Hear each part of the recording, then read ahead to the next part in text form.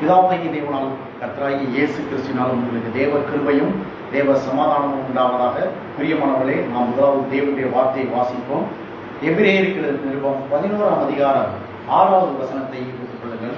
எபிரேயர் 11:6 நான் உங்களுக்காக வாசிக்கிறேன். வேதத்திலேயே ஒரு அற்புதமான ஒரு வசனம் பாருங்கள். விசுவாசம் இல்லாமல் தேவனுக்கு பிரியமாய் இருப்பது கூடாத காரியம். ஏனென்றால் தேவனிடத்தில் சேருகிறவன் அவர் உண்டென்றும் அவர் தம்மை தேடுகிறவர்களுக்கு பலனளிக்கிறவர் என்றும் விசுவாசிக்க வேண்டும். பிரியமானவர்களே, இந்த வசனத்துல என்ன அப்போஸ்தலனாகிய எபிரேய ஆசிரியர் என்ன சொல்கிறார் என்றால், விசுவாசம் இல்லாமல் தேவனுக்கு பிரியமாயிருப்பது கூடாத காரியம். ஒரு முக்கியமான ஸ்டேட்மெண்ட், ஒரு ஃபேக்டை சொல்றார், ஒரு சத்தியத்தை சொல்றார். விசுவாசம் இல்லாமல் தேவனை பிரியப்படுத்தவே முடியாது என்கிற சத்தியத்தை சொல்கிறார். இன்றைக்கு நாம் நம்முடைய தலைப்பு த பவர் ஆஃப் ஃபெய்த், விசுவாசத்தின் வல்லமை என்கிற தலைப்பிலே நாம் தேவனுடைய வார்த்தையை பார்க்க இருக்கிறோம். விசுவாசம் வல்லமை வாய்ந்ததா இருக்குது. ஏன் அப்படின்னா, விசுவாசம் தான் தேவனே என்ன பண்ணுது, பிரியப்படுத்துகிறதா இருக்கிறது. விசுவாசம் இல்லாமல் பாருங்க, வேற எந்த வசனமும் ஜபம் இல்லாமல் தேவனை பிரியப்படுத்த முடியாதுன்னு சொல்லல. ஜபம் முக்கியம். அன்பு இல்லாமல் தேவனை பிரியப்படுத்த முடியாதுன்னு சொல்லல. அன்பு முக்கியம்தான். பொறுமை இல்லாமல் தேவனை பிரியப்படுத்த முடியாது அப்படின்னு சொல்லல. ஆனா பொறுமை முக்கியம். எத்தனையோ காரியங்கள் முக்கியம். ஜபம் முக்கியம், அன்பு முக்கியம், கீழ்ப்படிதல் முக்கியம், பரிசுத்தம் முக்கியம். ஆனால் வேதம் சொல்லுகிறது, விசுவாசம் இல்லாமல் தேவனை என்னவே பண்ண முடியாதான், பிரியப்படுத்தவே முடியாது என்றால் விசுவாசம் ரொம்ப முக்கியம். நமக்கு பேரே என்னது, விசுவாசிகள். ஏனென்றால் நாம் விசுவாசிக்கிறவர்களா இருக்கிறோம் இல்லையா? ஏன்னா விசுவாசம் ரொம்ப முக்கியம். அதை குறித்து சில காரியங்களை நம்ம பார்த்துட்டு இந்த விசுவாசத்தின் வல்லமையை குறித்து பார்க்கலாம். விசுவாசம் ஏன் முக்கியம் அப்படின்னா, நம்முடைய பிழைப்பே எதுலதான் இருக்குது, விசுவாசத்தினாலதான் இருக்குது. என்றைக்கு நாம் இயேசுவை ஆண்டவராக ரட்சகராக விசுவாசிச்சோமோ அந்த நாளில் இருந்து நாம் வேற ஒரு ராஜ்யத்துக்குள்ள வந்துட்டோம். இந்த உலகத்துல என்னுடைய ராஜ்யத்தில் அல்ல, இந்த உலகத்துக்குரியவர்கள் அல்ல, நாம் யாருக்குரியவர்கள், தேவனுக்குரியவர்கள். அதனாலதான் வேதம் சொல்லுது, விசுவாசத்தினாலே நீதிமான் பிழைப்பான். பாருங்க, இந்த சிலர் புதுசா கேட்கும்போது ஆச்சரியப்படுறாங்க. என்ன அவர் பேசுறாரு, விசுவாசத்தினால பிழைப்பான்றாங்க. புதுசா இருக்குது, புதுசா கேட்கும்போது ஆச்சரியப்படுறாங்க. சில சபையாருக்கு விளங்க மாட்டேங்குது. விசுவாசத்தினால பிழைக்கிறதா அப்படின்னா என்னங்க? பணத்தினாலதானே பிழைப்பு, வேலைக்கு போனாதானே பிழைப்பு, படிச்சாதானே பிழைப்பு, படிச்சாதானே ஃபியூச்சர், வேலைக்கு போனாதானே ஃபியூச்சர், வியாபாரம் பண்ணாதானே ஃபியூச்சர், அதனாலதானே பிழைப்பு இருக்குது அப்படின்னு நினைக்கிறாங்க. அது தப்பு கிடையாது. அதெல்லாம் செய்யறோம், நம்மளும் செய்யறோம். ஆனால் ஆவிக்குரிய ரீதியில பிரியமானவர்களே, கிறிஸ்தவர்களாகி நமக்கு பிழைப்பு எதனால? விசுவாசத்தினாலதான். ஏன்னா விசுவாசத்தினாலதான் ரட்சிப்பு, விசுவாசத்தினாலதான் மீட்பு, விசுவாசத்தினாலதான் பரிசுத்தம். விசுவாசம் அவ்வளவு வல்லமை வாய்ந்ததா இருக்கு. நமக்கு பிழைப்பூட்டுவதே இது விசுவாசம். வேதத்துல நாம் வாசிக்கிற விசுவாசத்தை குறித்து எந்த அளவுக்கு முக்கியத்துவம் வாய்ந்தது என்றால், விசுவாசிக்கிறவனுக்கு எல்லாம் கூடும் சொல்லப்படுது இல்லையா? விசுவாசிக்கிறவனுக்கு என்ன பண்ணுமா, எல்லாமே. அப்ப எது முக்கியம்? விசுவாசம் தான் முக்கியம். இது அவங்களுக்கு விசுவாசிக்கிறவனுக்கு எல்லாம் கூடும். All things are possible to those who believe him. விசுவாசிக்கிறவனுக்கு எல்லாமே கூடும். இயேசு சொன்ன வார்த்தை இது. ஏதோ தேர்ட் பர்சன் எரேமியாவோ மோசேயோ சொன்ன வார்த்தையில, இல்ல அப்போஸ்தலர்கள் சொன்ன வார்த்தையில, ஆண்டவராகிய இயேசு கிறிஸ்து சொன்ன வார்த்தை, விசுவாசிக்கிறவனுக்கு எல்லாம் கூடும். விசுவாசமே உலகத்தை ஜெயிக்கிற ஜெயம். நீ விசுவாசித்தால் தேவனுடைய மகிமையை காண்பாய் அப்படின்னு சொல்லப்பட்டது. அப்ப பிரியமானவர்களே, நாம் இருதயத்துல பதிக்க வேண்டியது விசுவாசம் ரொம்ப முக்கியமானது என்ற ஒரு சத்தியம். இன்றைக்கு நம்ம கையில எது இல்லாம இருக்கலாம், நமக்கு நம்பிக்கை இல்லாம இருக்கலாம், சூழ்நிலைகள் நமக்கு சாதகம் இல்லாம இருக்கலாம், மனுஷர்கள் நமக்கு சாதகம் இல்லாம இருக்கலாம். ஆனால் எப்படிப்பட்ட சூழ்நிலையிலும் கர்த்தர் மீது விசுவாசம் வைத்தால், தேவன் மீது விசுவாசம் வைத்தால் சூழ்நிலைகள் மாறும். அல்லேலூயா. காரியங்கள் கைகூடி வரும், நமக்கு சுகம் உண்டாகும். ஏனென்றால் விசுவாசம் எல்லாவற்றையும் உருவாக்கக்கூடியது. வேதம் இந்த எபிரேய நிருபத்தை நீங்க அடிக்கடி படிக்கணும் பாரு. எபிரேயர் 11:3 சொல்லப்பட்டிருக்கு. விசுவாசம் எந்த அளவுக்கு வல்லமை வாய்ந்ததுங்க அப்படின்னா, எபிரேய ஆசிரியர் சொல்கிறார், விசுவாசத்தாலதான் தேவன் இந்த உலகத்தை என்ன பண்ணியிருக்கிறார், உண்டாக்கி இருக்கிறார், சிருஷ்டித்து இருக்கிறார். விசுவாசத்தினாலே உலகங்கள் உண்டாக்கப்பட்டது என்று நாம் அறிந்திருக்கிறோம். நமக்கு தெரியுமே நல்லா, வானத்தையும் பூமியும் உண்டாக்கினது யாரு? தேவன். எதனால உண்டாக்கி இருக்கிறார்? விசுவாசத்தினால உண்டாக்கி இருக்கிறார். இன்றைக்கு பாருங்க, உலகத்துல ஞானிகள், பெரிய சயின்டிஸ்ட் இருக்கிறாங்க, பெரிய டாக்டர் இருக்கிறாங்க, லாயர் இருக்கிறாங்க, பெரிய பிரதமர்கள் இருக்கிறாங்க, மந்திரிகள் இருக்கிறாங்க. இந்த உலகங்கள் எப்படிங்க உண்டாக்கப்பட்டதுன்னா தெரியாதுன்னுவாங்க. சிலர் சிம்பிளா என்ன சொல்லுவாங்க, தெரியாதுங்க. சிலர் என்ன சொல்லுவாங்க, அது நீங்க படிச்சு பாருங்க, அறிவியல் என்ன சொல்லுது, பல லட்சக்கணக்கான ஆண்டுகளுக்கு முன்பதாக அது இயற்கையாகவே இருக்கிறது, இதை யாரும் உண்டாக்கவில்லை, இந்த உலகத்தை யாரும் உண்டாக்கவில்லை அப்படின்னு தான் சொல்லப்படுது சயின்ஸ். இது எப்படி இருந்துச்சா, அதுவே இருந்துச்சா, அதுவே தானாகவே இருந்தது அப்படின்னு நம்புறான். அப்படி இல்லாட்டி சிலரே தெரியாதுன்றார். ஆனா வேதம் சொல்லுது ஆதியிலே தேவன் வானத்தையும் பூமியையும் சிருஷ்டித்தார். அல்லேலூயா. இதை நாம் அறிஞ்சிருக்கிறோம். இதை அறிஞ்சிருக்கிறோமா? அப்ப நாம தான் யாரு? விசுவாசிகள். அல்லேலூயா. பாருங்க, எத்தனையோ பெரிய சயின்டிஸ்டுக்கு தெரியாத விஷயங்கள் யாருக்கு தெரியுது? நமக்கு தெரியுது. சாதாரணமா அதான் விசுவாசிகளை பார்த்து இந்த உலகம் ஆச்சரியப்படணும். ஆனா நாம தான் அநேக நேரத்தில் உலகத்தார பார்த்து என்ன பண்றோம்? ஆச்சரியப்படுறோம். காரணம் என்னன்னா அறியாம. ஆதியில அந்த ஒரு வசனமே பாருங்க பெரிய வாழ்க்கையை மாற்றக்கூடியது. தேவன் ஒருவர் இருக்கிறாருன்னு அந்த வசனம் சொல்லுது. தேவன் தான் வானத்தையும் பூமியும் உண்டாக்கி இருக்கிறார். எதனால உண்டாக்கி இருக்கிறாராம்? விசுவாசத்தினால. அப்ப தேவனே விசுவாசத்தினால சிருஷ்டிக்க முடியும் என்றால் அதே அந்த விசுவாச வல்லமை நம்முடைய வாழ்க்கையை என்ன பண்ணும்? சிருஷ்டிக்கும், உயிர்ப்பிக்கும். நம்முடைய எதிர்காலத்தை என்ன பண்ணும்? சிருஷ்டிக்கும். அல்லேலூயா. நம்முடைய பிள்ளைகளுடைய வாழ்க்கையெல்லாம் என்ன பண்ணும்? இந்த விசுவாசம் உருவாக்கும். அதனாலதான் பிள்ளைகளுக்காக நாம என்ன பண்ணணும்? விசுவாசிக்கணும், ஜெபிக்கணும். நம்முடைய குடும்பத்தாருக்காக ஜெபிக்கணும். ஜெபிக்கும் போது இந்த விசுவாசம் நம்முடைய குடும்பத்துல கிரியை செய்யும். அப்ப பிரியமானவர்களே, விசுவாசம் எல்லாவற்றையும் உருவாக்கக்கூடியது. விசுவாசம் எல்லாவற்றையும் உண்டாக்கினதுன்னா எது முக்கியம்? விசுவாசம் முக்கியம். விசுவாசம் முக்கியம். விசுவாசம் வந்து ரொம்ப முக்கியத்துவம் வாய்ந்தது. இந்த வசனத்துல பாருங்க, எபிரேயர் 11:6 விசுவாசம் இல்லாமல் தேவனுக்கு பிரியமாய் இருப்பது கூடாத காரியம். இங்கிலீஷ்ல பாருங்க, without faith it is impossible to please him. impossible முடியவே முடியாது, சாத்தியமே இல்லை என்றார். தேவனை நம்ம வந்து பிரியப்படுத்தணும்னா ஒரே காரியம் என்னது? விசுவாசம். என்ன விசுவாசம்? இது எதை பத்தி பேசுறாரு? விசுவாசம் இல்லாமல் தேவனை பிரியப்படுத்த முடியாதுன்னா எதை விசுவாசிக்கிறது? விசுவாசிக்கிறதுனா இயேசுவை விசுவாசிக்கணும். அல்லேலூயா. இயேசுவே தேவன் என்று விசுவாசிக்கணும். இயேசுவே ஆண்டவர் என்று விசுவாசிக்கணும். இயேசுவே என் மீட்பர் என்று விசுவாசிக்கணும். இயேசுடைய பாவங்களுக்காக மரித்தார், எனக்காக 3ஆவது நாள் உயிரோடு எழுந்தார். இயேசு வரப்போகிறார். இயேசு வரும்போது நான் எடுத்துக்கொள்ளப்படுவேன் என்பதை விசுவாசிக்கும் போது தேவன் என்ன பண்றாரா? பிரியமாய் இருக்கிறார். அல்லேலூயா. இதாங்க கிறிஸ்தவ விசுவாசம். நாம் இயேசுவின் மீது விசுவாசம் வைப்பதே அதுவே ஒரு கிரியை என்று வேதம் சொல்லுது. அல்லேலூயா. பாருங்க, ஆண்டவராகிய இயேசு கிறிஸ்துவிடத்துல யூதர்கள் பல கேள்விகள் கேட்டாங்க. அதுல ஒரு கேள்விதான் என்ன கேள்வி? தேவனுக்கேற்ற கிரியை நாங்கள் என்ன செய்யணும் அப்படின்னா, தேவனை பிரியப்படுத்துவதற்கு நாங்கள் என்ன செய்யணும் அப்படின்னா, அப்ப இயேசு என்ன தெரியுங்களா சொன்னாரு? யோவான் 6ஆம் அதிகாரம் எடுத்துக் கொள்ளுங்கள். யோவான் 6ஆம் அதிகாரம் 28, 29 பாருங்க. ஆண்டவராகிய இயேசுவிடத்துல ஒரு அற்புதமான கேள்வி. யூதர்களை நீங்க பாத்தீங்க, சுவிசேஷங்கள்லாம் படிச்சீங்கன்னு வச்சுங்களேன், அதுல அவங்க எல்லாம் என்ன கேள்வி கேட்கிறாங்கன்றதெல்லாம் நோட் பண்ணணும். ஏன்னா அந்த கேள்விதான் எல்லா மனிதனுக்குள்ளேயும் இருக்குது. மனுஷீகமான எல்லா மனிதனுக்குள்ளேயும் இருக்கிற கேள்வியை தான் இந்த யூதர்கள் கேட்கிறாங்க. பாருங்க, யோவான் 6ஆம் அதிகாரம். இந்த யோவான் சுவிசேஷத்தினுடைய தீமை என்னன்னா, இயேசு தேவகுமாரன். அல்லேலூயா. இயேசு மாம்சத்தில் வெளிப்பட்ட தேவன் என்பதை ப்ரூவ் பண்ணுவதற்காக தான் எழுதுகிறார். அப்ப அப்படிப்பட்ட சூழல்ல பாருங்க, இயேசுவோடு இந்த யூதர்கள் என்ன கேட்கிறாங்க பாருங்க. யோவான் 6ஆம் அதிகாரம் 28. அப்பொழுது அவர்கள் அவரை நோக்கி, தேவனுக்கேற்ற கிரியைகளை நடப்பிக்கும்படி நாங்கள் என்ன செய்ய வேண்டும் என்றார்கள். அதாவது இயேசு எவ்வளவோ காரியங்களை போதிக்கிறார், நித்திய ஜீவனை குறித்து எல்லாம் பேசுகிறார். இப்போ ஒரு கேள்வி கேட்கிறாங்க, நாங்கள் தேவனுக்கு பிரியமா வாழணும்னா என்ன கிரியை செய்யணும்? கிரியைகளை வலியுறுத்துறவங்க. யூதர்கள் வந்து கிரியைகளை நம்புகிறவங்க. கிரியைகள், நீங்க கிரியை வேலை செய்ய சொன்னீங்கன்னு வச்சுங்க, ஆண்டவருக்காக இதை செய்ய அதை செய்யணும் பயங்கரமா செய்வாங்க. ஏன்னா அவங்க வந்து பரிசுத்த ஓய்வு நாளவே பயங்கரமா அனுசரிச்சவங்க. சனிக்கிழமை தான் அவங்களுக்கு ஓய்வு நாள், வெள்ளிக்கிழமை ஆயத்த நாள். பாருங்க எப்படி இருக்கிறான் பாருங்க, வெள்ளிக்கிழமையே ரெடி ஆகிறான். சாக்கு போக்கே சொல்ல முடியாது. இந்த லேட்டு, வண்டி பஞ்சர் ஆயிடுச்சு, பெட்ரோல் இல்லை, காசு இல்லை, இந்த லீவ் இல்லை, இதெல்லாம் சொல்லவே முடியாது. ஏன்னா சனிக்கிழமை ஓய்வு நாள், ஆண்டவருடைய ஓய்வு நாள் 6 மணிக்கு ஆரம்பிக்குதுன்னு சொல்லிட்டு அதுக்கு முதல் நாள் 24 மணி நேரத்துக்கு முன்னாடி ஆயத்தம் பண்றான். அதாவது அடுத்த நாளுக்கு ஓய்வு நாளுக்கு வேண்டியது. அப்ப எவ்வளவு கான்சியஸா இருக்கிறாங்க. அப்படிப்பட்டவர்கள் இயேசுவே சொல்றார், இவர்கள் எந்த அளவுக்கு கிரியை செய்கிறவங்க அப்படின்னா, அதாவது நீங்க கடுகுல என்ன பண்றீங்க? தசம பாகம் செலுத்துறீங்க. கடுகு வந்தா, கடுகு பாருங்க இருக்கிறதே சின்ன பொருள். ஆண்டவர் இயேசு வந்து உதாரணப்படுத்துறார். கவனி ரம்யா, கடுகுல வந்து தசம பாகம் செலுத்துறீங்க. அடுத்து என்ன சொல்றாரு? கடுகுலையா வெந்தயமா ஏதோ ஒரு இதுல நீங்க தசம பாகம் செலுத்துறீங்க. அவ்வளவு. அப்ப ஆண்டவர் வந்து அவங்க பாராட்டுறார். ரொம்ப ஆண்டவருக்காக சின்சியரா இருப்பாங்க. படி செலுத்துறதுல சின்சியரா இருப்பாங்க. ஆண்டவருடைய காரியம்னா சின்சியரா இருப்பாங்க. உலகம் முழுவதும் பஸ்கா பண்ணினா எருசலேமுக்கு வந்துருவான். ஒரு 7 நாள் பாருங்க, 7 நாள் லீவு போட்டு வர வேண்டியிருக்கு. வருஷத்துக்கு ஒரு நாள் ஆண்டவர் தேர்தலுக்கு வந்துருவாங்க.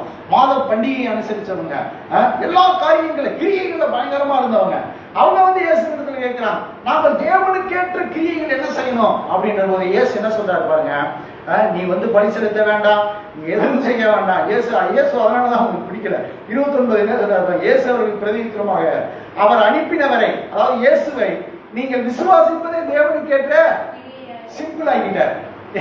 சொல்றாரு, நீ பஸ்கா பண்டிகை செலுத்துறேன், பலி செலுத்துறேன், காணிக்கை செலுத்துறேன், தசமமாக செலுத்துகிறேன், எருசலேமுக்கு போறேன், அந்த மலைக்கு போறேன், இந்த மலைக்கு போறேன், நான் ஜெபத்திலே இருக்கிறேன், இதெல்லாம் நல்லதுதான். ஆனா தேவனுக்கு ஏற்ற கிரியை என்னவா? இயேசுவை நீங்க என்ன பண்ணணும்? அவர் அனுப்பினவரை விசுவாசிப்பதே தேவனுக்கு ஏற்ற கிரியை. அப்ப பாருங்க, ஏதாவது முக்கியம். விசுவாசம் இல்லாமல் தேவனை பிரியப்படுத்தவே முடியாது. அதனாலதான் இயேசு சொல்லுகிறார், என்ன விசுவாசிங்க. என்ன விசுவாசிச்சாலே தேவன் உங்களை என்ன பண்ணுவாரு? உங்க மேல பிரியமா இருப்பார். அல்லேலூயா, உங்களை ஆசீர்வதிப்பார். அப்ப பாருங்க, இதுதான் உங்களுக்கு பிரச்சனை. இயேசு அவங்க என்ன பண்ணல? விசுவாசிக்கலாம். சரி, இப்ப நாம கிறிஸ்தவர்கள் இயேசுவை விசுவாசிக்கிறோம், கரெக்ட். ஆனா இன்றைக்கு சபையில என்ன பிரச்சனை தெரியுங்களா? இயேசுவையும் விசுவாசிக்கிறாங்க, ஆனா கிரியையிலும் என்ன பண்றாங்க? விசுவாசிக்கிறாங்க. கிரியை இல்லாம ரட்சிக்கப்படவே பட முடியாது. ரட்சிக்கப்படுவதற்கு நாம சில காரியங்கள் எல்லாம் செஞ்சாகணும். இயேசுதான் வழி அப்படின்றதுல என்ன பண்றதுல யாரும் விசுவாசிக்கிறது. விசுவாசத்தாலதான் பிழைப்பு, விசுவாசத்தாலதான் ரட்சிப்பு அப்படின்னு யாரும் நம்புறது இல்ல. விசுவாசம் முக்கியம், அதே நேரத்துல நம்முடைய கிரியைகள் முக்கியம். அதாவது நீங்க நல்லா விசுவாசிக்கும் போதே அந்த விசுவாசத்துக்குள்ள என்ன இருக்குது? கிரியைகள் இருக்குது. விசுவாசம் கிரியைகளை பிறப்பிக்கும். கிரியை இல்லாத விசுவாசம் செத்ததன் வேதம் சொல்லுது. அப்ப பிரியமானவர்களே, இயேசுவை நாம் விசுவாசிப்பதே தேவனுக்கு ஏற்ற கிரியையா இருக்கு. இன்றைக்கு நாம அப்ப தேவனுக்கு ஏற்ற கிரியை செய்திருக்கிறோமா இல்லையா? செய்திருக்கிறோம். அதனாலதான் நமக்கு ரட்சிப்பு. ரட்சிப்பே அதனால தெரியுமா வருது? இயேசுவின் மீது விசுவாசம் வைக்கிறதுனாலதான். வேற எந்த 10 பைசா நம்ம செலவழிக்க தேவையில்லை, எங்கேயும் போக தேவையில்லை. இயேசுவே ஆண்டவர், இயேசுடைய பாவத்துக்காக மரித்தார், உயிரோடு எழுந்தார் அப்படின்னு விசுவாசிக்கும் போதே நமக்கு என்ன உண்டாகுது? ரட்சிப்பு உண்டாகுது, விடுதலை உண்டாகுது, மீட்பு உண்டாகுது, பரிசுத்தம் உண்டாகுது, நித்திய வாழ்வு உண்டாகுது. அல்லேலூயா, எல்லாமே உண்டாகுது. நாம இந்த இதெல்லாம் நாம நித்திய வாழ்வுக்கு பரலோகத்துக்கு போனோம், நித்தியமா வாழணும், என்ன செய்யணும்? அதுதான் கேட்கிறான். நித்திய ஜீவனை பெறுவதற்கு நாங்கள் என்ன செய்யணும் அப்படின்றான். இயேசுவை விசுவாசிங்கன்னு யாரு சொல்றது? இயேசுவே சொல்றார். அல்லேலூயா. இது கஷ்டமா? இன்னைக்கு பாருங்க, விசுவாசிக்க நம்ம மறுப்பாங்க. என்னங்க இயேசு விசுவாசிச்சா போதுமா? பரலோகத்துக்கு போயிடலாமா? அம்மா பரலோகத்துக்கு போயிடலாம். அல்லேலூயா. அப்ப எப்படி வேணாலும் வாழ்ந்துக்கலாமா? அப்படி கிடையாது. இயேசுவின் மீது நீங்க விசுவாசம் வைக்கும் போதே, அந்த இயேசுவின் மீது நமக்கு விசுவாசம் வைக்கும் போதே தேவன் நம்மளை என்ன பண்றார்? புது சிருஷ்டியாக மாற்றுகிறார், நம்ம பரிசுத்தமாக மாற்றுகிறார், நம்மளை நீதிமானாக மாற்றுகிறார். சத்தியத்தை அறிய அறிய நமக்குள்ள கிரியைகள் வெளிப்படும். நற்கிரியைகளை செய்வதற்கே நம்ம புது சிருஷ்டியா என்ன பண்ணியிருக்கிறாரு? சிருஷ்டித்திருக்கிறார். எனவே பிரியமானவர்களே, இன்றைக்கு விசுவாசிகளாகி நாம் தேவன் இந்த ரட்சிப்பின் மூலமா இந்த இயேசுவை ஏற்றுக்கொண்டதால எனக்கு என்னெல்லாம் நன்மை உண்டாயிருக்குதுன்றதெல்லாம் என்ன பண்ணுவார்? விசுவாசிக்கணும். அதான் விசுவாசம். விசுவாசத்தினால பிழைப்புனா, விசுவாசத்தினால நான் ரட்சிக்கப்பட்டிருக்கிறேன், விசுவாசத்தினால நான் நீதிமானாக்கப்பட்டிருக்கிறேன், விசுவாசத்தினால நான் பரிசுத்தமாக்கப்பட்டிருக்கிறேன், விசுவாசத்தினால நான் பாவத்திலிருந்து விடுதலையாக்கப்பட்டிருக்கிறேன், சாபத்திலிருந்து விடுதலையாக்கப்பட்டிருக்கிறேன், நியாயப்பிரமாணத்திலிருந்து விடுதலையாக்கப்பட்டிருக்கிறேன், மரணத்திலிருந்து விடுதலையாக்கப்பட்டிருக்கிறேன், ஆக்கினை தீர்ப்பிலிருந்து விடுதலையாக்கப்பட்டிருக்கிறேன். இயேசு வரும்போது நான் எடுத்துக்கொள்ளப்படுவேன், இயேசுவோடு நித்தியமாய் ஜீவிப்பேன் என்று நாம எல்லாம் என்ன பண்றோம்? விசுவாசிக்கிறோம். அல்லேலூயா. பாருங்க, இதான் பைபிளுடைய ஃபுல் ஹிஸ்டரி, ஃபுல் ஸ்டோரி. அப்ப இயேசுவின் மீது விசுவாசம் வைக்கும் போது நமக்கு எல்லா நன்மைகள் உண்டாகும். அல்லேலூயா. தேவன் நம் மீது பிரியமாகவே இருக்கிறார். அல்லேலூயா. நிறைய பேர் என்ன நினைப்பாங்க? தேவனுக்கு நான் பிரியமா இல்லையே, இந்த யூதர்களை போலவே தேவனை நான் பிரியப்படுத்துவதற்கு என்ன செய்யணும்? எங்கேயாவது போகலாமா? இன்றைக்கு அநேக கிறிஸ்தவ மக்கள் என்ன பண்றாங்க? பாத யாத்திரையெல்லாம் போவாங்க. இன்னைக்கும் என்ன பண்றாங்க? பாத யாத்திரை பண்றாங்க. உலகத்தை, அதாவது தேவனை அறியாத அஞ்ஞானிகளை போலவே என்ன பண்றாங்க? தேர் எழுதுறாங்க. தேவனை பிரியப்படுத்துவதற்கு காலில் செருப்பு இல்லாம இருக்கிறேன். உபவாசங்கள் இருப்பது நல்லதே, ஆனா உபவாசம் இருக்குது தேவனை பிரியப்படுத்தாதே. என்ன பண்ணுது உபவாசம்? விசுவாசத்துக்கு நமக்கு சப்போர்ட் பண்ணுது. தேவனை நம்ம போக்கஸ் பண்ண உதவி செய்தே தவிர நம்ம பட்னியா இருக்கிறதுனால ஆண்டவர் அதை பார்த்து இரக்கத்துல என்ன பண்றது? அற்புதங்களை செய்யுது. நிறைய மக்கள் அந்த உபவாசத்துல விசுவாசத்தை வச்சுட்டாங்க. உபவாசம் இருக்குது நல்லது. உபவாசம் இருக்கும்போது நம்முடைய சரீரம் ஆத்துமாவை ஒடுக்குகிறேன்ற தாவீது. உபவாசம் என்ன பண்ணுதான்? நம்முடைய ஆத்துமாவை என்ன பண்ணுது? ஒடுக்குது, கீழ்படுத்துது. அது நம்மளை கண்ட்ரோல் பண்ணுதே தவிர தேவன் அதை என்ன பண்ணாது? திருப்திப்படுத்தாது. ஆனால் ஆண்டவர் மீது நாம் விசுவாசம் வைக்கும் போது ஆண்டவர் என் மீதே அன்பாய் இருக்கிறார், என்னை நேசிக்கிறார். அல்லேலூயா. அப்ப இயேசுவின் மீது நாம் விசுவாசம் வச்சிருக்கிறோம் என்றால் தேவன் நம்மை எப்பொழுதும் நேசிக்கிறார். அல்லேலூயா. நம்மளை விடுதலை இருக்கிறார், எல்லா நன்மையும் நமக்கு செய்திருக்கிறார். சரி, இப்ப பாருங்க, விசுவாசம் தேவனை பிரியப்படுத்துது இல்லையா? இதுல எந்தவித சந்தேகமே கிடையாது. அதுவும் இயேசுவின் மீது விசுவாசம் வைக்கிறது ரொம்ப மிக முக்கியமானது. பைபிளை சிம்பிளா சொல்லுங்க அப்படின்னா இது ஒண்ணுதான், வேற ஒண்ணுமே கிடையாது. இயேசுவை ஆண்டவராக ஒருத்தன் அறிஞ்சிட்டான், உள்ளத்துல புரிஞ்சிட்டான் அப்படின்னா அவனை தேவன் என்ன பண்றார்? நித்திய வாழ்வு தர்றார், எல்லா பாவங்களையும் மன்னிக்கிறார். அவ்வளவுதான், சிம்பிள். இயேசுவின் மீது விசுவாசம் வைக்கணும். சரி, இப்ப தேவனை கோபப்படுத்துறது இயேசு மீது விசுவாசம் இல்லாவிட்டால் அது தேவன் என்ன பண்ணுது? கோபப்படுத்துகிறதா இருக்குது. தேவனை பிரியப்படுத்த மாட்டாரு. பாருங்க, தேவனை கோபப்படுத்துகிற காரியம் எதுனா அவிசுவாசம். விசுவாசம் தேவன் என்ன பண்ணுது? ப்ளீஸ் பண்ணுது. ஆனா அவிசுவாசம் தேவன் என்ன பண்ணுது? கோபப்படுத்துகிறது. அதுக்கு ஒரு உதாரணம் பாருங்க, பெரிய உதாரணமே இஸ்ரவேல் மக்கள். சங்கீதம் 78 எடுத்துக்கொள்ளுங்க. பிரியமானவர்களே, நம்முடைய வாழ்க்கையில எல்லா சூழ்நிலையிலும் நாம என்ன செய்யணும்ன்றதுக்கு முன்னாடியே நான் தேவனை விசுவாசிக்கணும். என் சூழ்நிலை எல்லா சூழ்நிலையிலும் தேவனை விசுவாசிக்கணும் அப்படின்னு தான் நம்ம இறங்கணுமே தவிர இதை பண்ணி அதை பண்ணி நான் தேவனை பிரியப்படுத்திடுவேன் அப்படின்னு நினைக்கவே கூடாது. சங்கீதம் 78 பாருங்க. சங்கீதம் 78 பாருங்க, இஸ்ரவேல் மக்கள் நமக்கு ஒரு பெரிய உதாரணமா இருக்கிறாங்க. விசுவாசம் தேவனை பிரியப்படுத்துது, அதே நேரத்தில் அவிசுவாசம் தேவனை கோபப்படுத்துகிறது என்று வேதம் சொல்லுது பாருங்க. சங்கீதம் 78 எடுத்துக்கொள்ளுங்க. சங்கீதம் 78:19 நான் வாசிக்கிறேன். சங்கீதம் 78:19. சங்கீதம் 78 எடுத்துக்கொள்ளுங்க. இங்கு அந்த இஸ்ரவேல் மக்களுடைய வரலாறெல்லாம் இந்த சங்கீதக்காரர் நினைப்பூட்டுகிறார். அப்படி சொல்லிட்டே வரும்போது என்ன சொல்றாரு பாருங்க. சங்கீதம் 78:19. அவர்கள் இஸ்ரவேல் மக்கள் தேவனுக்கு விரோதமாய் பேசி தேவன் வனாந்தரத்திலே போஜன பந்தியை ஆயத்தப்படுத்த கூடுமோ? எப்படி பாத்தீங்கன்னா கேள்விகள் கேட்கிறதா விசுவாசம். ஆயத்தப்படுத்த கூடுமோ அப்படின்றார். ஏன்னா இதோ அவர் கண்மலையை அடித்ததினால் தண்ணீர் புறப்பட்டு நதிகளாய் புரண்டு வந்தது. அவர் அப்பத்தையும் கொடுக்க கூடுமா? நம்முடைய ஜனத்திற்கு மாம்சத்தையும் ஆயத்தப்படுத்துவாரோ என்றார்கள். ஆகையால் கர்த்தர் அதை கேட்டு என்ன பண்ணாரா? கோபம் கொண்டார். அவர்கள் தேவனை விசுவாசியாமலும் அவருடைய ரட்சிப்பை நம்பாமலும் போனதினால் யாக்கோபுக்கு விரோதமாய், யாக்கோபுட இஸ்ரவேல் மக்களுக்கு விரோதமாய் அக்கினி பற்றி எரிந்தது. இஸ்ரவேலுக்கு விரோதமாய் கோபம் மூண்டது. பாத்தீங்கன்னா, ஆண்டவரை கோபப்படுத்துறது என்னது? அவிசுவாசம். பேசுறது. இன்னைக்கு இவங்க அவிசுவாசம் என்ன பண்ணாங்க? போய் பேசினாங்களா? திருந்தாங்களா? களவு செஞ்சாங்களா? எதுவுமே செய்யல. ஆனா பேசிருக்கிறாங்க.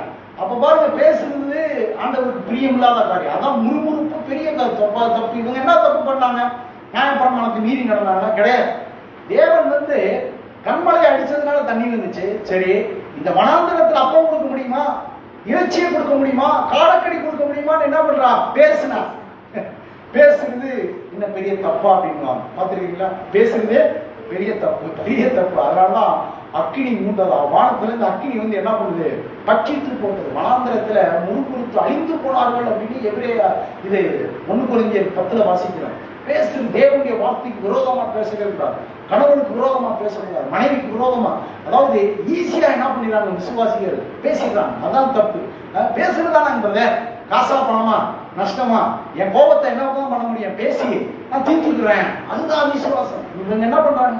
இவங்களுக்கு காலக்கடி வேணும்னா, ஆண்டவரே நாங்கள் உண்மை விசுவாசிக்கிறோம். கண்மலை அடிச்சு தண்ணீர் கொடுக்க முடியும்னா இந்த வனாந்தரத்துல காலக்கடியும் கொடுக்க முடியும், எங்களுக்கு அப்பத்தையும் கொடுக்க முடியும். நாங்க விசுவாசிக்கிறோம்னு பேசினா ஆண்டவர் வனாந்தரத்துல என்ன பண்ணிருப்பாரு? அப்பத்தை கொடுத்திருப்பா, காலக்கடியை கொடுத்திருப்பா. ஆனா இவங்க என்ன பண்றாங்க? பரீட்சை பார்க்கிறாங்க. தண்ணி வந்துச்சு, அப்ப வருமா? காரணம் என்னன்னா, ஆண்டவர் அன்னைக்கு அற்புதம் செஞ்சார், இன்னைக்கு செய்ய முடியுமா? இந்த சூழ்நிலையை மாற்ற முடியுமா? இந்த பிரச்சனையை மாற்ற முடியுமா? இந்த சூழ்நிலையில எனக்கு சுகத்தை கொடுக்க முடியுமா? இந்த சூழ்நிலையில கர்த்தர் எனக்கு அற்புதத்தை செய்ய முடியுமா? அதுதான் என்னது? அவிசுவாசம். கர்த்தர் எல்லா சூழ்நிலையும் என்ன பண்ண முடியும்? அற்புதங்களை செய்ய முடியும். இல்லையா? அதுதான் விசுவாசம். பிரியமானவர்களே, விசுவாசம் பாருங்க, நல்ல காரியங்களை மோட்டிவா பேசு. விசுவாசித்தே நான் பேசினேன்றார் பவுல்.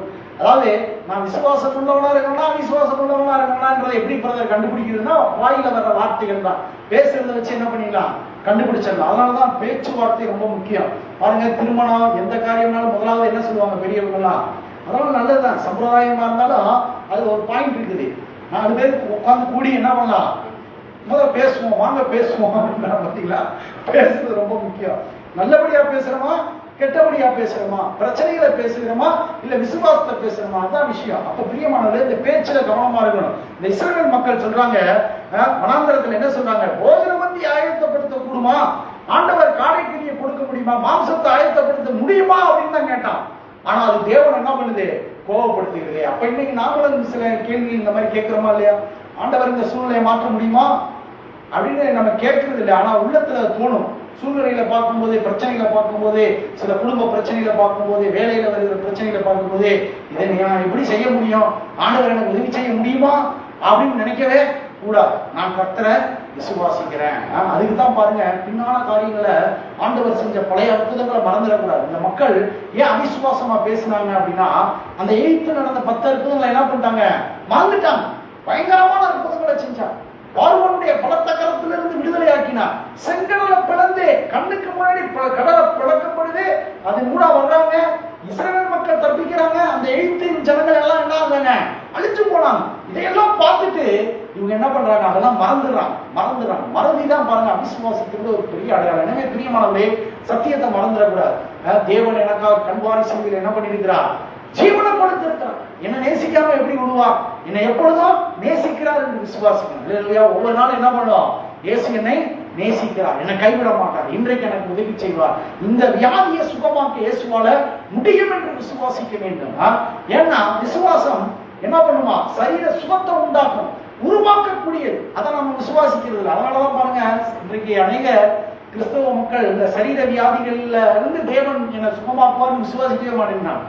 அப்படியே விசுவாசிக்கிறதுனால சிலர் ஓவரா போயிடறாங்க. இந்த டிபிஎம் மக்கள்லாம் என்ன பண்றாங்க, விசுவாசிக்கிறேன்னு சொல்லிட்டு மெடிக்கல் பக்கமே போக மாட்டாங்க. ஒண்ணு இந்த பக்கம் இருப்பாங்க, இல்ல அந்த பக்கம் இருப்பாங்க. அப்படி இருக்கக்கூடாது. விசுவாசிக்கணும், அதே நேரத்துல ட்ரீட்மெண்ட்டா எடுத்துக்கணும். ஏன்னா பிணியாளிகளுக்கு வைத்தியம் தேவை என்று ஆண்டவரே சொல்றார். அப்ப ஞாபகமா நடந்துக்கணும். பிரியமானவர்களே, நம்முடைய வாழ்க்கையில எதை பேசணும், சூழ்நிலைகள் நம்மளை எதை பேச வைக்குது. அதனாலதான் பாருங்க, வார்த்தையில ரொம்ப ஜாக்கிரதையா இருக்கணும், ரொம்ப கவனமா இருக்கணும். நிறைய பிரச்சனைகளுக்கு பதிலே என்னது, இந்த வார்த்தை தான். வார்த்தையை கண்ட்ரோல் பண்ணிட்டா வேதம் சொல்லுது, நீ துர்சிந்தனை உள்ளவனா இருந்தாயானால் உன் வாயை கையினால் பொத்திக்கொள். இதெல்லாம் நான் பாருங்க ஆரம்பத்துல கேட்கும்போது எனக்கு கொஞ்சம் சிரிப்பா தான் இருந்துச்சு.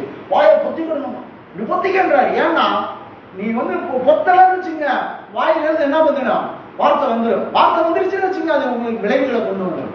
துர்ச்சிந்தனை, நீ டென்ஷனா இருந்தா, நீ குழப்பமா இருந்தா, நீ ஒரு பயத்துல இருந்தா, நடுக்கத்துல இருந்தா, எதையாவது பேசிடாத, வாயை பொத்திக்கொள், அமைதியாயிரு. ஏன்னா அதாவது அமைதியா இருக்கிறத விட பேசிட்டா அதுக்கு விளைவு அதிகமா இருக்குது. அதனாலதான் கோபப்படும் போது வாயை என்ன பண்ணணும், பொத்திக்கணும். அணைய அவங்க வாயை தான் பொத்த சொல்லியிருக்குது வேதம். ஆனா இவங்க என்ன பண்றாங்க, அடுத்த வாயை மூடு.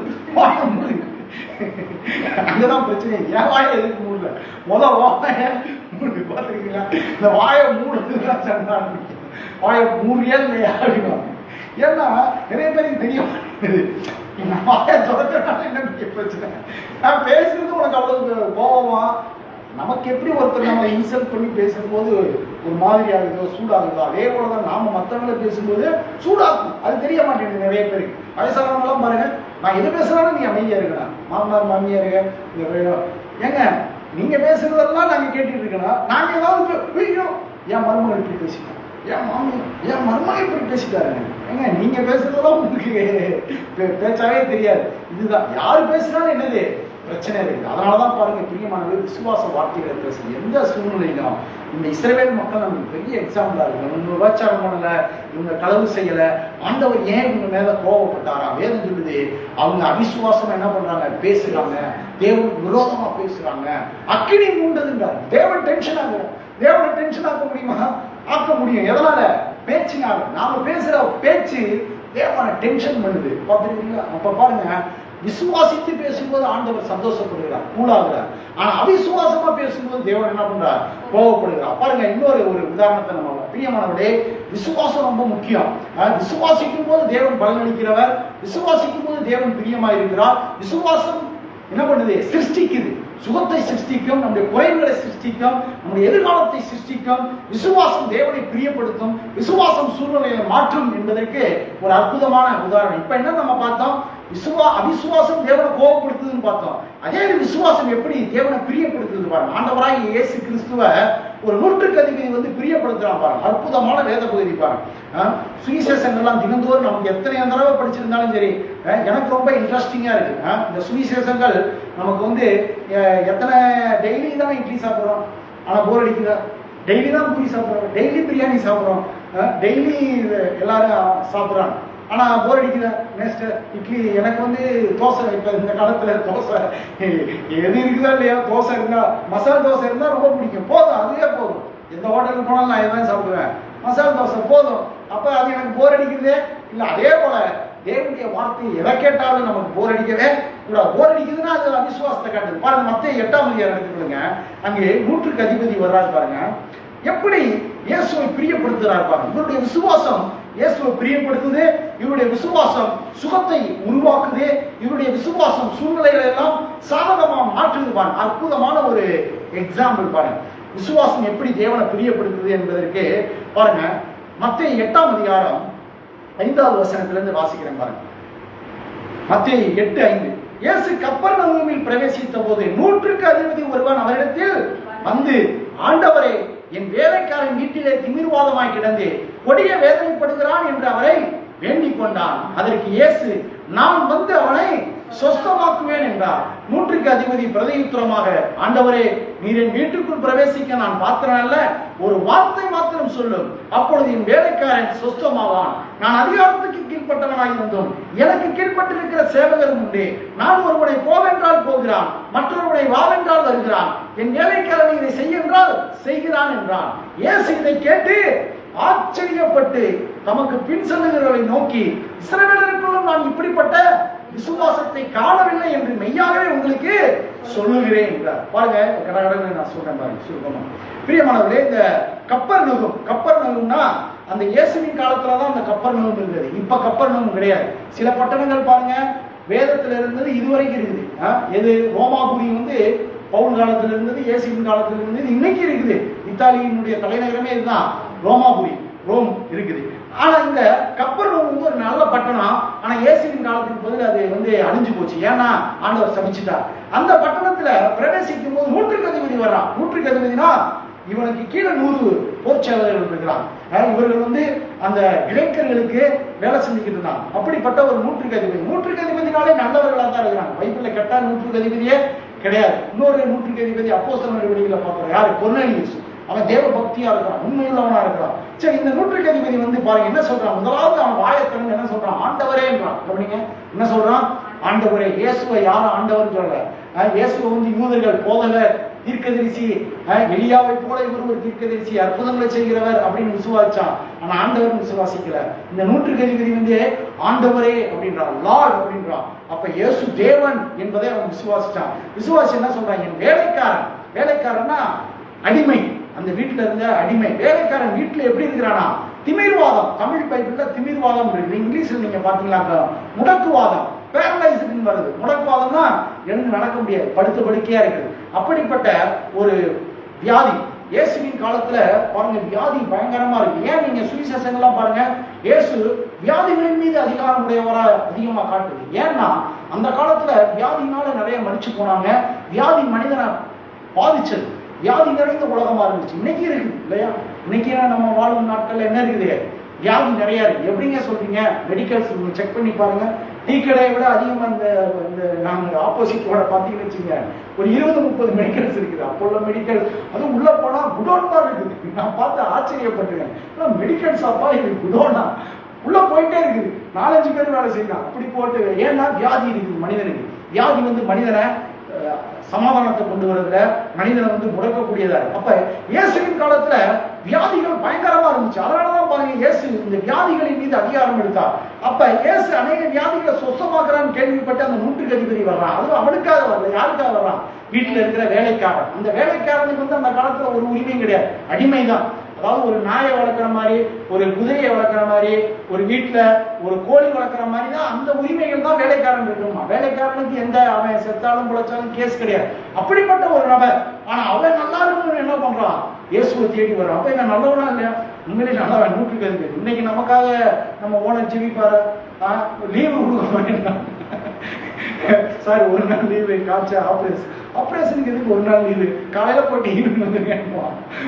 அப்படி ஆட்கள் தான் இருக்கிறான். ஆனா இயேசுவின் காலத்துல இந்த 100க்கு அதிபதி வர்றான். வந்து அவன் பாருங்க என்ன சொல்றான், என்ன அதாவது ஆண்டவரே, என் வேலைக்காரன் வீட்டில திமிர்வாதமாய் கிடந்து கொடிய வேதனைப்படுகிறான் என்று அவரை வேண்டிக் கொள்றான். பாருங்க, இது ரொம்ப முக்கியமானது. வேண்டிக் கொள்றான், ஆண்டவரை ஜெபிக்கிறான், ஆண்டவர் இடத்துல சொல்றான். அதாவது பிரியமானவர்களே, இது ரொம்ப முக்கியம். நம்முடைய பிரச்சனைகள் என்ன என்பதை யார்கிட்ட சொல்லலாம்? தேவனிடத்துல சொல்லணும். இங்க வந்து ஜெபம் வந்து ரொம்ப முக்கியத்துவம் வாய்ந்தது. அதாவது விசுவாசத்தை நம்ம எதால வெளிப்படுத்த முடியும்னா ஜெபத்துல தான் வெளிப்படுத்துவோம் இல்லையா? நம்ம விசுவாசிக்கிறத பேசுறோம், அதுதான் ஜெபம். அதாவது ஜெபம்னா முழங்கால் படிக்கிட்டு வீட்டுக்குள்ளே பேசுறது மாத்திரம் ஜெபம் இல்லை. நம்ம வெளியில என்ன பேசணும், மற்றவர்கள் என்ன பேசணும், போன்ல என்ன பேசணும், எல்லாமே என்னதான் ஜெபம் தான். ஆமா, வாயிலிருந்து வர்ற எல்லா வார்த்தையுமே ஜெபம் தான். அதையெல்லாம் தேவன் கேட்கிறார். பாத்தீங்களா, இஸ்ரவேல் மக்கள் பேசுறதை கேட்டு தேவன் என்ன ஆயிட்டாரு, டென்ஷன் ஆயிட்டாரு, தேவன் கோபம் ஆயிடுச்சு. அப்ப ஜெபிக்கும் போது தேவன் என்ன பண்றாரு, பிரியப்படுகிறார். அதனாலதான் பாருங்க, கேளுங்கள் கொடுக்கப்படும், தேடுங்கள் கண்டடைவீர்கள். கேட்கிற எவ்வளவு பெற்றுக் கொள்கிறாங்க. ஆண்டவரிடத்துல கேட்டா போதும். நம்முடைய விசுவாச வாழ்க்கையா தான். எனக்கு எந்த சுகம் வேணுமோ ஆண்டவரத்துக்கு நான் ஜெபிக்க போறேன். என்னுடைய தேவைகள் சந்திக்கப்படணுமா ஆண்டவரத்துல ஜெபிக்க போறேன். இந்த சூழ்நிலைகள் மாறணுமா ஆண்டவரத்துல நான் ஜெபிக்க போறேன். அதுதான் விசுவாசத்துடைய அறிகுறி இல்லையா? ஜெபம்னா அது ஏதோ ஒரு ரிலிஜியஸ் இல்ல, என்னுடைய தேவைகளை சந்திக்கிற ஒரு காரியம் தான் என்னது, ஜெபம். ஜெபத்தை ஆண்டவர் அப்படித்தான் வச்சிருக்கிறார். அப்ப இந்த நூற்றுக்கு அதிபதி ஆண்டவரத்துல அவன் என்ன பண்றான், வேண்டிக் கொள்றான். உடனே இயேசு பாருங்க, அதற்கு இயேசு என்ன சொல்றாரு, ஆண்டவர் பாருங்க எப்பயுமே நோ சொல்றதே கிடையாது. நான் அவனை சுத்தமாக்குவேன். I will come and heal him. I will come, நான் வரேன், அவனை சுத்தமாக்குவேன். ஆண்டவர் எவ்வளவு நல்ல இது. இயேசு பாருங்க, இயேசு அன்றைக்கு மாத்திரமா அப்படி இப்ப நான் வர்றேன் அப்படின்னு சொல்லுவாரு. இன்னைக்கும் நம்ம கேட்கும் போதே நான் உனக்கு தர்றேன்னு இல்லையா? ஆண்டவர் நம்ம அறிந்து கொள்ள. ஆண்டவர் கேளுங்கள் கொடுக்கப்படும் அவர் தானே சொல்லியிருக்கார்.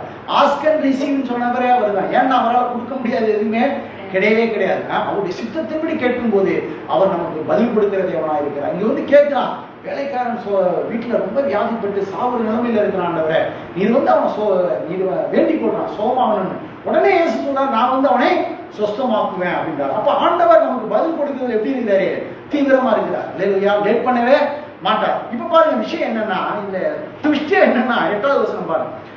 அப்ப இயேசு நான் வரவேன்றாரு.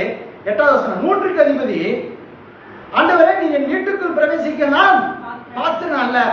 ஏன் பாத்திரம் அல்ல அப்படின்னா, இவன் ஒரு யூதன் கிடையாது, இவன் ஒரு புறச்சாதியும் கிடையாது. இவன் யாரு, ஒரு சமாரியன் சொல்றாங்க. சமாரியன்னா அதாவது அம்மா யூதரா இருப்பாங்க, அப்பா யாராவது வேற இனத்தை சேர்ந்தவங்களா இருப்பாங்க, மிக்ஸ்டு. அவங்கதான் சமாரியர்கள். ஆனா அந்த யூதர்கள் புறச்சாதியை வெறுக்கிறத விட இந்த சமாரியர்களை வெறுத்தாங்க. ஏன்னா இவங்க தேவனுடைய கட்டளையை மீறியே இன்டர் கோஸ்ட் மேரேஜ் பண்றவங்க அப்படின்னு சொல்லிட்டு அவர்களை வெறுத்தாங்க. அப்ப அந்த சமாரியர்கள் வீட்டுக்குள்ள யூதர்கள் போகவே மாட்டாங்க, யூதர்கள் போகவே மாட்டாங்க. அதனாலதான் இதெல்லாம் தெரிஞ்சு இந்த நூற்றுக்கு அதிபதி என்ன சொல்றான், இயேசு ஒரு யூதர், இயேசு ஒரு பரிசுத்தவான், இயேசு தேவன், தேவகுமாரன், நீர் என் வீட்டுக்குள் வர நான் பாத்திரம் அல்ல அப்படின்னு பாருங்க. ஒரு வார்த்தை மாத்திரம் சொல்லும், ஒரு வார்த்தை மாத்திரம் சொல்லும், அப்பொழுது வேலைக்காரன். பாத்தீங்களா, ஆண்டவரே இன்னைக்கு நிறைய பாஸ்டர்ஸ் பாஸ்டர்மார்களுக்கு பிரச்சனையே என்னங்களா, விசுவாசிகள் வீட்டுக்கு போய் அவங்க தலையில கை வச்சு ஜெபிச்சாதான் அவங்களுக்கு ஒரு சந்தோஷம். பாஸ்டர் உங்க பாதம் படணும் பாஸ்டர், நீங்க உட்காரணும் பாஸ்டர், கல்யாணம் உட்காரணும் பாஸ்டர், வீட்டுல ஜெபிக்கணும் பாஸ்டர் அப்படின்னு விரும்புவாங்க. நல்லதுதான், தப்பு கிடையாது. ஆனா எல்லார் வீட்டுக்கும் ஒரு பாஸ்டர் போயிட்டு இருந்தான்னு வச்சுங்க செட் ஆகாது. இப்ப நம்ம ஒரு சிலர் இருக்கிற பிரச்சனை கிடையாது. ஒரு 10,000 பேர் இருந்தோம்னு வச்சுங்க, ஒவ்வொரு நாள் ஒரு வீட்டுக்கு ஒருத்தர் கூப்பிடுறான்னு வச்சுங்க, 10,000 நாள் போயிட்டு இருந்தா அப்புறம் ஊழியத்தை யாருக்கணும் இல்லை, அவங்களுக்கு வாய்ப்பு கிடையாது, சாத்தியம் இல்லை. அப்ப இந்த நூற்றுக்கு அதிபதி என்ன சொல்றான், ஒரு வார்த்தை சொல்லும், என் வீட்டுல வேலைக்காரன் என்னவா சொஸ்தமாவான். அப்ப அவன் எதுல விசுவாசம் வைத்திருக்கிறான், இயேசுவின் மீது உள்ள அந்த வார்த்தை. இயேசுடைய வார்த்தை வல்லமை வாய்ந்தது, இயேசுவின் வார்த்தை அதிகாரம் வாய்ந்தது. அதுக்கு ஒரு விளக்கம் கொடுக்கிறான் பாருங்க. ஏன் நான் வார்த்தையை விசுவாசிக்கிறேன்னா, 9வது வசனம், நான் அதிகாரத்துக்கு கீழ்பட்டவனாய் இருந்தோம், எனக்கு கீழ்பட்டிருக்கிற சேவகர் உண்டு. நான் ஒருவனை போவென்றால் போகிறான், மற்றொருவனை வாவென்றால் வருகிறான், என் வேலைக்காரனை செய்யென்றால் செய்கிறான் என்றான். இயேசு இதை கேட்டு என்ன பண்ணாரா, ஆச்சரியப்பட்டு. அப்ப விசுவாசம் பாருங்க, வார்த்தையில கிரியை செய்யுது, வார்த்தையில வெளிப்படுத்துது. இயேசு இதை பார்த்து விசுவாசிக்க, அதாவது ஒருத்தருக்குள்ள விசுவாசம் இருக்குதா அவிசுவாசம் இருக்குதான்றதை பார்க்க முடியும். எப்படி பார்க்கறது, இதயத்தை திறந்து பார்க்க தேவையில்லை. அவங்க பேசுற பேச்சிலே நம்ம தெரிஞ்சுக்கலாம், இவர் விசுவாசத்துல இருக்கிறாரா அவிசுவாசத்துல இருக்கிறாரா. அப்ப பிரியமானவர்களே, நம்முடைய வார்த்தைகள் எப்படி இருக்குன்றத வச்சே நம்ம கண்டுபிடிச்சிடலாம். நான் விசுவாசத்தோடு இருக்கிறேன். விசுவாசிக்கிறவங்க என்ன பண்ண மாட்டாங்க, பதற்றம் அடைய மாட்டாங்க. இல்லையா? விசுவாசிக்கிறவங்க கவலைப்பட மாட்டாங்க. விசுவாசிக்கிறவங்க தேவனுக்கு விரோதமா பேச மாட்டாங்க. விசுவாசிக்கிறவங்க தேவனை பரீட்சை பார்க்க மாட்டாங்க. ஆண்டவர் இதை பார்க்கலாம், இதை செய்யறாரா இல்லையா அப்படின்னு யோசிக்கவே மாட்டாங்க. நான் விசுவாசிக்கிறேன், கர்த்தர் எனக்கு உதவி செய்வார், என்னை சுகமாக்குவார், என்னை விடுவிப்பார், என்னை தப்புவிப்பார், என்னை கீழாக்காம மேலாக்குவார், என் கூட இருக்கிறார், நான் பயப்பட மாட்டேன். அதான் விசுவாசம். தாவீது சொல்றான், நான் பயப்படுகிற நாளில் உண்மை நம்புவேன் என்றார். என் வலது பக்கத்துல 1000 பேர், என் இடது பக்கத்துல 10,000 பேர் இருந்தாலும் அது என்னை அணுகாது, பாதை என் கூடாரத்தை அணுகாது, கொள்ளாப்பு எனக்கு நேரிடாது. அதுதான் விசுவாச வார்த்தை. அப்ப பயப்படுகிறத நான் என்ன யோசிக்கிறேன் பிரதர், அதைத்தானே பிரதர் பேசுறேன். நான் என்ன ஃபீல் பண்றேன், ஃபீல் பண்றதுதான் விசுவாசம். இப்ப ஜனங்கள் என்ன பண்ணாங்க, ஃபீல் பண்ணதான் பேசுறாங்க. இஸ்ரவேல் மக்கள் ஆண்டவர் கண்மலையில் தண்ணி கொடுத்தார், இது செய்தாருன்னு பார்க்கறாங்க. அவ்வளவுதான், ஃபீல் பண்ணதான் பேசுனாங்க, பார்த்ததா பேசினாங்க. அதான் அவிசுவாசம். அது தேவனை கோபப்படுது. ஆனா இந்த 100 ஃபீல் பண்ணதை வச்சு பேசல. அதிகாரம், இயேசுவின் வார்த்தைக்கு அதிகாரம் இருக்கு. ஆண்டவரே நீ ஒரு வார்த்தை சொல்லுங்க, என் வீட்டுல வேலைக்காரன் சொஸ்தமாவான. இயேசு ஆச்சரியப்படுறாரு. இயேசுவை வேற யாருமே என்ன பண்ணல, ஆச்சரியப்பட்டதே இல்லை. ஏன்னா இயேசு சொல்றாரு, அடுத்து பாருங்க 11, அதாவது அந்த 10 வாசிக்கிறோம். இயேசு இதை கேட்டு ஆச்சரியப்பட்டு தமக்கு பின் செல்லுகிறவர்கள் நோக்கி, இஸ்ரவேலருக்குள் நான் இப்படிப்பட்ட விசுவாசத்தை காணவில்லை என்று மெய்யாவே உங்களுக்கு சொல்லுங்க. அப்ப விசுவாசத்தை பார்க்க முடியும். எப்படி பார்க்க முடியும்? பேசுகிற வார்த்தைகள்ல பார்க்க முடியும். 11 சொல்றாரு. 11 வேண்டாம், அடுத்து பாருங்க 13 பாருங்க.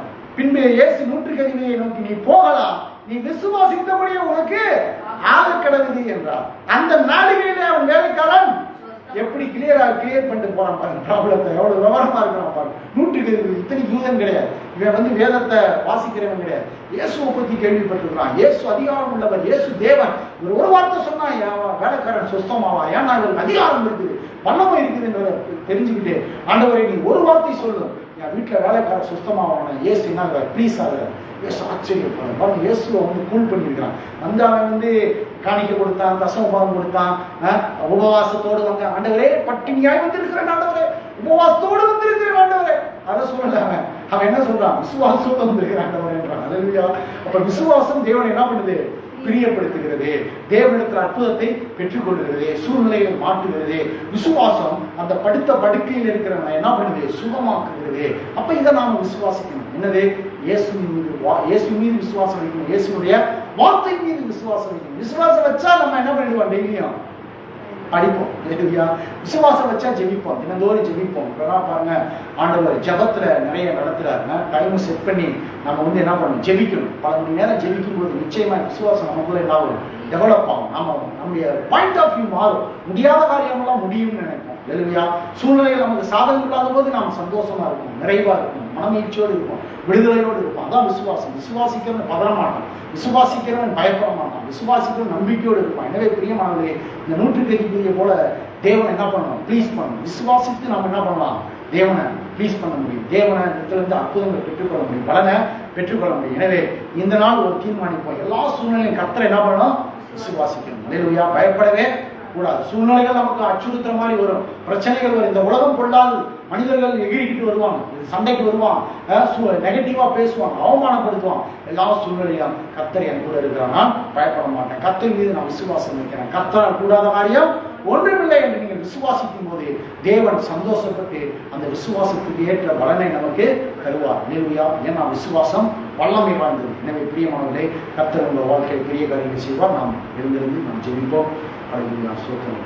நாம் கண்களை மூடி நாம் ஜெபிப்போம். நீ என்ன பார்த்தோம், விசுவாசத்தின் வல்லமை. விசுவாசம் தேவனை பிரியப்படுத்துகிறதா மறந்துடவே கூடாது. விசுவாசம் தேவனத்துல சேரும்போது தேவன் பலன் அளிக்கிறவர். நீங்க தேடி வர்றீங்க, நிச்சயமா இந்த வாரத்துல தேவன் உங்களுக்கு பலன் அளிப்பார். அல்லேலூயா. தேவன் நிச்சயமா உங்களுக்கு ஒரு கிஃப்டை தருவார். நான் தர மாட்டேன், ஆனா தேவன் உங்களுக்கு என்ன பண்ணுவாரு, கிஃப்ட் தருவார், பலன் தருவார், ஒரு அற்புதத்தை செய்வார், ஒரு அதிசயத்தை செய்வார், சுகமாக்குவார், விடுதலையை தருவார், சமாதானம் உண்டாகும், ஒரு வாசல் திறக்கும் என்று நீங்கள் விசுவாசிங்கள். நிச்சயமா கர்த்தர் பெரிய காரியங்கள் செய்வார். நாம் யாரும் கண்களை மூடி நாம் ஜெபிப்போம். எங்கள் அன்பும் இறக்கும் மகா கிருபையுள்ள தேவனை, ஆசீர்வதிக்கப்பட்ட வேளையில கர்த்தாவே, விசுவாசம் இல்லாமல் தேவனுக்கு பிரியமாய் இருப்பது கூடாத காரியம். ஏனென்றால் தேவனிடத்தில் சேருகிறவன் அவர் உண்டென்றும், தேவன் தமிழத்தில் தேவன் பலனளிக்கிறவர் என்று விசுவாசிக்க வேண்டும் என்று எழுதியிருக்கிறது. கர்த்தாவே, ஆண்டவரே, நாங்கள் விசுவாசம் இல்லாமல் நம்ம பிரியப்படுத்தவே முடியாதப்பா.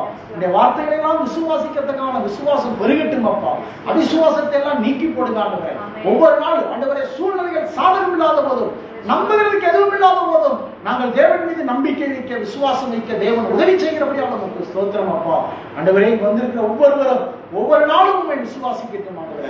விசுவாசத்தினாலே பிழைக்க, விசுவாசத்தினாலே வெற்றி பெற, விசுவாசத்தினாலே சூழ்நிலைகளை சாதகமாய் மாற்றி வாழ நீ தேவன் உதவி செய்யும்படியாக ஜெபிக்கிறோம் அப்பா. உங்களுடைய பலன் உண்டாகட்டும் அப்பா. உங்களுடைய வார்த்தையின்படியே ஆண்டவரே, தேவன் பலனளிக்கிறவர் என்று விசுவாசிக்க வேண்டும் என்று எழுதிக்கிறது. இது பலனளிக்கிற தேவன் அப்பா.